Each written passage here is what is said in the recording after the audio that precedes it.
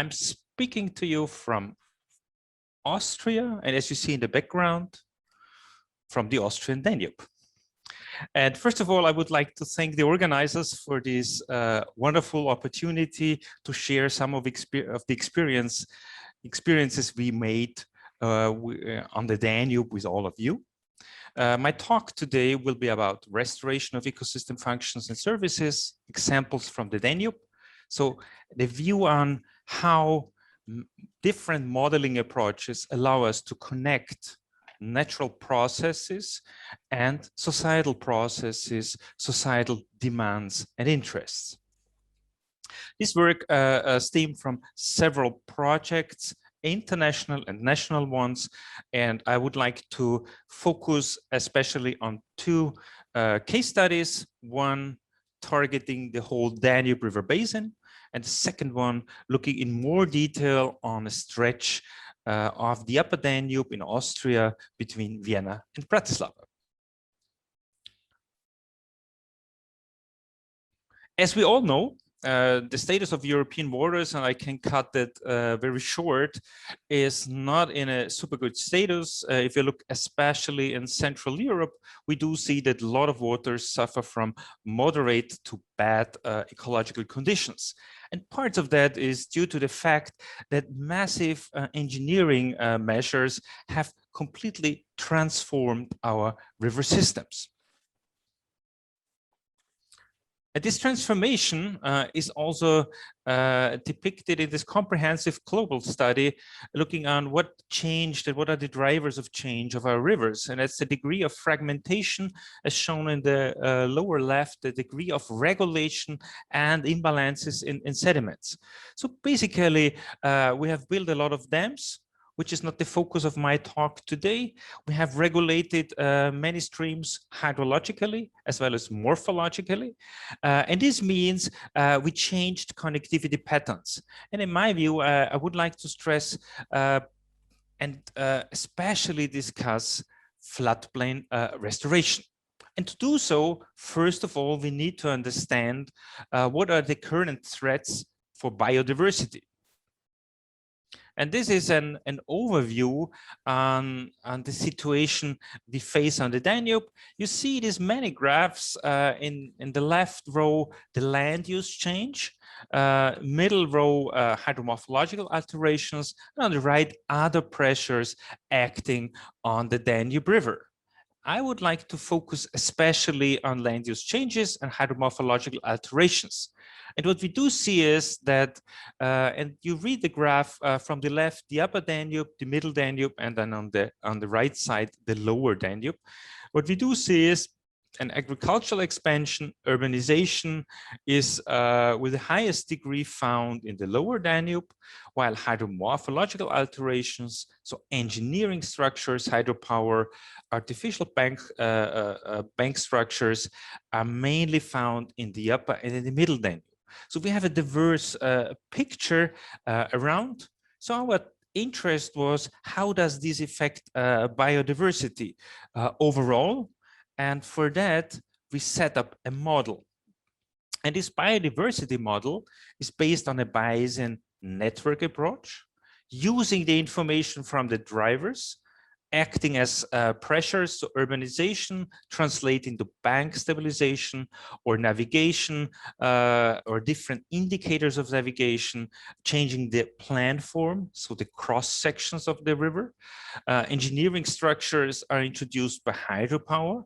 And again, all of these affect plan form, erosional, depositional processes, connectivity patterns in the system. And this acts based on this Bayesian network approach also on bioindicators. And this was the first step to set up this biodiversity model for the whole Danube. We used data and information available from international reporting, status on Natura 2000 areas, and so on.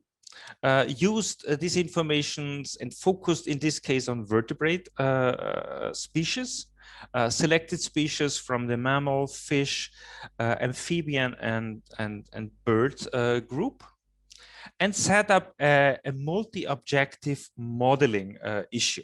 Our key question was, what is the status of the Danubian floodplains?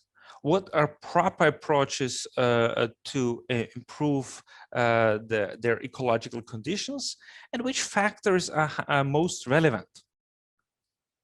And for this, as said, we use this biodiversity model I briefly introduced to you. Secondly, we set up a model for ecosystem services modeling. So we included this human perspective to answer the question, what is the multifunctionality of these floodplains? For this, we use the model approach ARIES.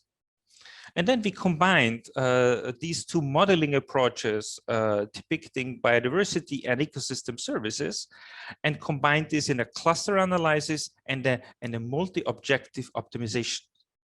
The multi-objectives we are looking at was multifunctionality, pretty clear. So we want to see which of these floodplains performed best and where we need to introduce measures. Second, where was the ease of reverse current processes based on, for example, the land cover situation. So what is the degree of infrastructure in a certain wetland area? And thirdly, the semi-natural status of these floodplains. So to what extent has these been completely transformed or partly transformed? And what we do see is by using one, I would say, straightforward modeling framework, we could model the whole Danube River basin and provided a very consistent information. First of all, as shown in the upper left, just give me a second, I use my laser pointer, we see the different clusters. So conservation addresses or is identified where most of the species are present and most of the ecosystem services. And then concerning restoration, you have already certain deficits, so part of the species are not present anymore. And finally, if only remnants are available, we classify this as mitigation. So by that, we developed an approach as guidance, what kind of measures are meaningful. And using this now for the whole Danube, what we could show is, first of all, we identified additional 3,000 square kilometers which are promising for restoration. So we identified additional areas, but we had also a high concordance with already existing Natura 2000 networks. But especially if we talk about rheophilic communities, so very dynamic systems, there is a deficit. And this was clearly shown also with this analysis. So we have good overlay if it comes to more lentic systems, but we have a certain mismatch. We identified more areas if we consider especially rheophilic species. And also we have a good accordance with existing restoration plans, and we provided additional information, which was happily taken up by the ICPDR, the International Commission for the Danube River Protection. So this was my first example. So with very few steps, 1.5 years of intense modeling work, we could provide information about the value of floodplain restoration and the target or the efforts you might need it. And now in the second step, I would like to jump into a more detailed Upper Danube case study. Getting to the point, how do we understand ecosystem services in detail? So which services play which role? And also assess future plans. And for that, we considered regulating and cultural services and a developed plan by the Austrian Waterway Authority via Donau. We were especially addressing one type of measures to keep this exercise straightforward. And this was especially SIDAM reconnections. So in Austria, we are in the Upper Danube, alpine character, mainly braided sections with multiple side arms. And most of these have been decoupled due to the main regulation scheme. By reopening at the upstream part, we clearly shift the system. And this was done by lowering the embankment, and there are various opportunities. And in future, the idea is to simplify these measures, even by just simply lowering the embankment, not building too many culverts, because they are costly in maintenance. And there are examples for that from the Austrian Danube of a smaller sidearm, but also from Germany, in this case in an impounded sections where you need a much larger infrastructure. So the more infrastructure is already around, the more you will need for setting the measures. But this is not actually the focus for today. What I would like to stress is that we have to keep in mind if we had a dynamic sidearm system, if we have decoupled it, and for the Austrian Danube, we have decoupled it for more than 100 years. So we got very new situations, isolated floodplain lakes, ponds, temporary systems, which are functioning in ecological terms very differently. And if we restore, what are the responses? And now I will present you first few examples, picking out from the different studies, and then I will go into the strategic approach of analyzing the restoration plans. So first thing is, if we're looking on chemical conditions, we do see if with low amounts of water, it's only 500 liters per second for this floodplain in Germany, we do see already a response in hydrochemical components, as shown here. In green, you have the no connectivity group. So we compare the control group to the impact group, and we do see clear responses. We also do see this if you're looking on hysteresis effects, if flooding is approaching and changes the complete systems, we have much higher flows in the system. We do see from pre-flooding a clear increase, in this case, for example, in nutrients, and then we get a post-flood conditions, which is again a bit different. And this is due to the uptick processes in the system. We can also look on biodiversity indicators, so for example, on benthic invertebrates. And also there we do see, this is now an Austrian example, clear responses. Again, we have a very straightforward sampling design before, after, and control impact study design. And we have here a multivariate statistical approaches. You see here the taxonomic groups, and you see here a response, especially for the, and this is indicated in green and in red, for the impacted sites, so the sites affected by restoration measures.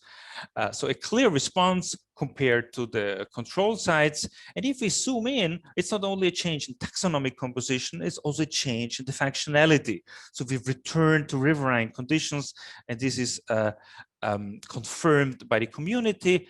And what changes in functional traits? It's the grazers are increasing, so the organisms feeding on benthic algae, while the detrivores feeding on all the terrestrial inputs in the floodplain are decreasing. So we got a change. So we got a more active algal community, which is beneficial to the benthic invertebrates. And by that, we got also an increase, for example, and it's also visible for the fish functional traits. So we got a shift in the community. So now I'm taking this information, which I just presented with two examples, and put it in a larger frame and in a predictive frame. And for that, we used two restoration scenarios. We had the current state indicated in the upper map. That's now the Danube floodplains from Vienna down to the Slovakian border, approximately 40 kilometers.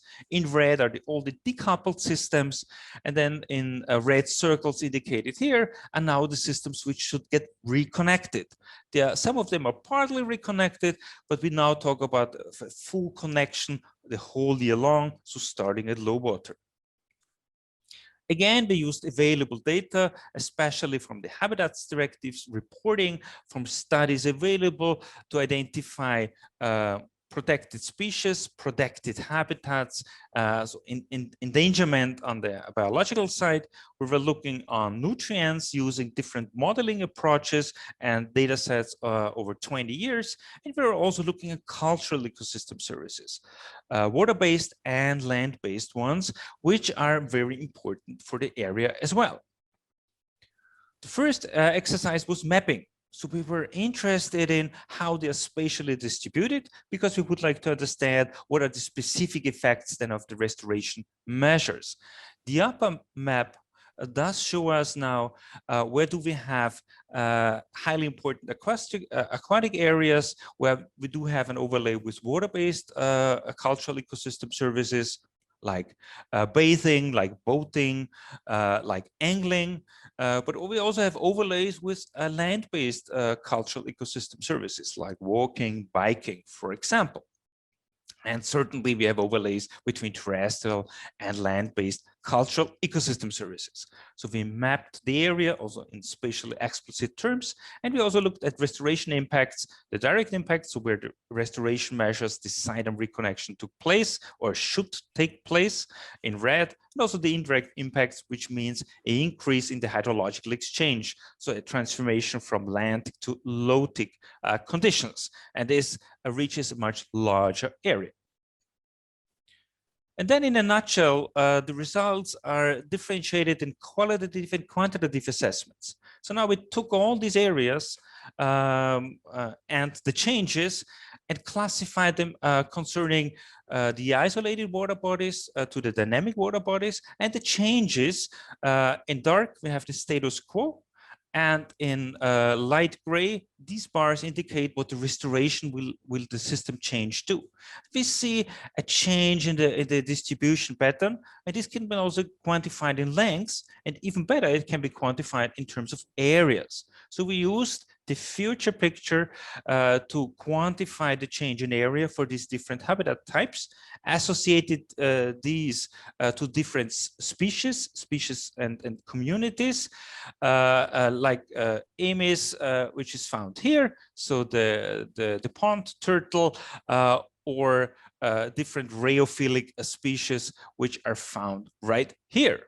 And what we do see is, and that's an interesting point also from the nature protection view, we got losses for some protected species in the especially isolated areas, while we do get higher gains for rheophilic species, and in totally we got a plus. Secondly, for nutrient retention, I can cut the story short. There is a clear sign of a strong positive signal. So we got huge gains based on weighted usable areas, or in this case, retention in kilograms per hectare. What about the cultural ecosystem services? And here, for the different services, we mainly see qualitative changes, for some also quantitative changes. And for most of these, it has a trend towards positive changes, like for angling. But we also see quantitative reduction, especially for walking and cycling. And that's the reason, because we got a loss in trail lengths in the system. And if you now take this on the map again, we do see gains, so positive impacts of this restoration in very large areas for habitat availability, nature experience, for nutrient retention. But we also do see for quantitative assessed cultural ecosystem services, especially walking and biking, we see a reduction in certain areas. So this is due to the reduction of accessibility. Okay, so in this case, we can show, and that's the value and the beauty of this approach, how different measures will impact different ecosystem services, and where exactly in the area we might see negative impacts or so-called trade-offs. What are now the key messages? First of all, we not only know that floodplains are massively altered, but we can also assess what is their restoration or conservation potential. And for that, it's not only wise to use biodiversity indicators, but also use ecosystem service indicators and try to get a combined approach, because what I see as a very important opportunity is to take this multi-purpose, multifunctionality approach into account. And connectivity seems to be a key driver, so this increase in connectivity may seem to be wise. Secondly, floodplain restoration can follow a strategic approach as a basis for guidance for management actions. And for the Upper Danube floodplain, what was very much appreciated is to show what are the winners and losers. So where do we get losses, but also where do we get gains? And also, what is the effect, spatially explicit, on different services? And this is again very helpful for management actions, because some of these are planned in a national park area, which I have not mentioned yet. Finally, I would like to stress, and I know I'm a bit over time already, that we take this vision and these results not only serious in science, we would also like to take this into education, because I believe we not only need a change in mindset and communication in the integrative sciences and management realm, we also need to educate future scientists. And for that, we are looking into an interdisciplinary doctoral program we launched a few years ago at Boku, and viewing Danube River, the Danube River or other rivers as socio-ecological systems, because I believe this is very necessary. With saying that, I would like to thank you for your patience and your interest, and I'm looking forward for a stimulating discussion. Thank you.